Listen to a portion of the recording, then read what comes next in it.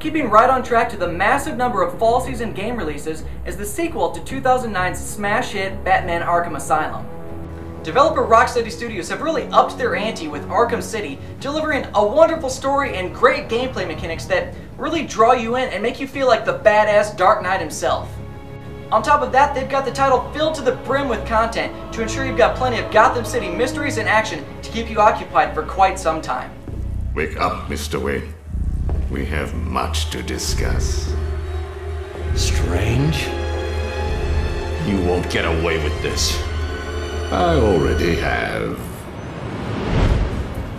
This is Vicky Vale reporting live from Arkham City, the controversial super prison built right here in the heart of Gotham. In a few moments, Bruce Wayne will be live. I actually really enjoyed the story of Arkham City. The mayor has essentially walled off a subsection of Gotham and has thrown in anyone with even the slightest criminal background and locked the gates. Our hero, Bruce Wayne, is against this hellhole and begins a protest when he's arrested by Tiger security forces and thrown into the city himself. Inside, he finds that Hugo Strange is somehow really behind this, and that his goal is to become the real hero of Gotham City.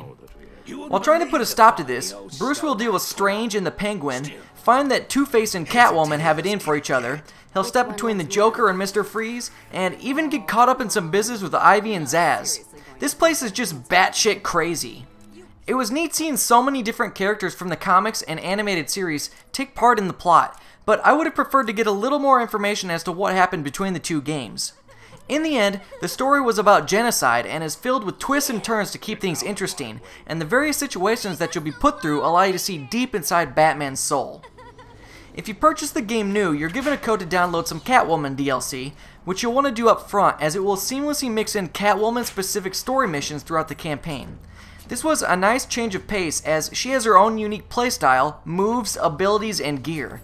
She's much quicker than Batman and can really rack up the combos easily.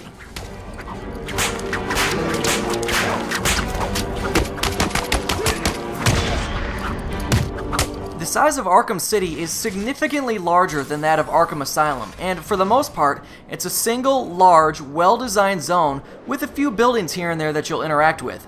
And flying across it was amazing every time. The game takes place all in a single winter night, and the visuals throughout the city are just stunning. On top of that, the frame rate remained intact throughout my entire playthrough, and I only experienced a little screen tearing here and there as I was flying quickly across the city. Like its predecessor, the soundtrack is amazing, and the voice acting, well, it's some of the best voice acting in any game ever. And it was taken from me. So we both die. I'm fine with that. Are you? Imagine sucking down that last breath knowing that Gotham is doing the same. My playthrough on the normal difficulty setting took me 22 hours to complete, which included roughly half of the side quests.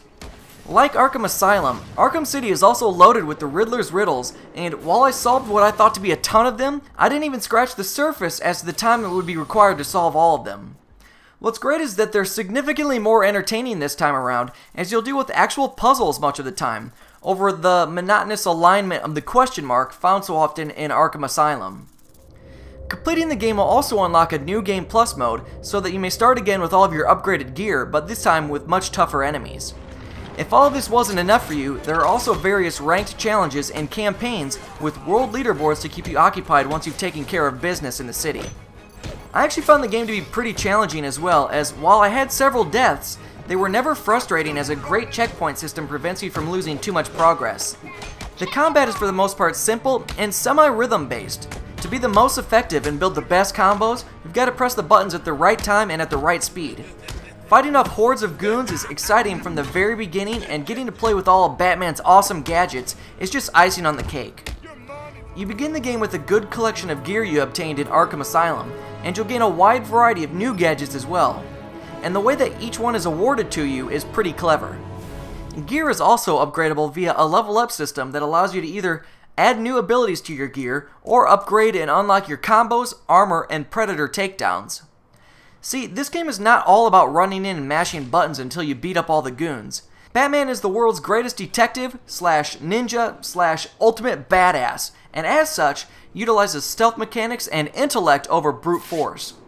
Detective vision allows him to analyze crime scenes and gather data, as well as reveal objects of interest, be it ledges to grapple to, or grates that may be busted into. This augmented reality also reveals metadata about the goons, like whether or not they're armed, have body armor, and what their heart rates are. This allows you to get really creative and utilize your wits and your gadgets to take out henchmen without being detected. Batman is just a normal guy after all, he can't take a bullet.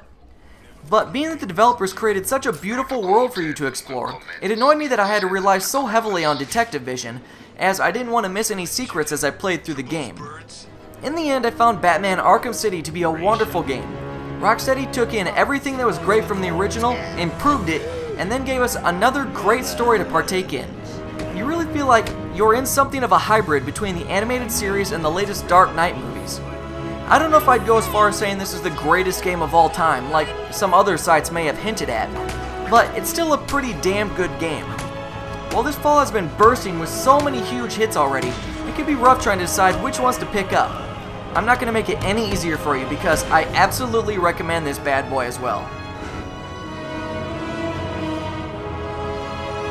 Check out the full write-up and screenshots over at ZeitgeistGameReview.com. Stay up to date by following me on Twitter and Facebook, and make sure to check out all of the other great gaming entertainment on the Game Station. Don't forget to subscribe and press the thumbs up button. Thanks for watching.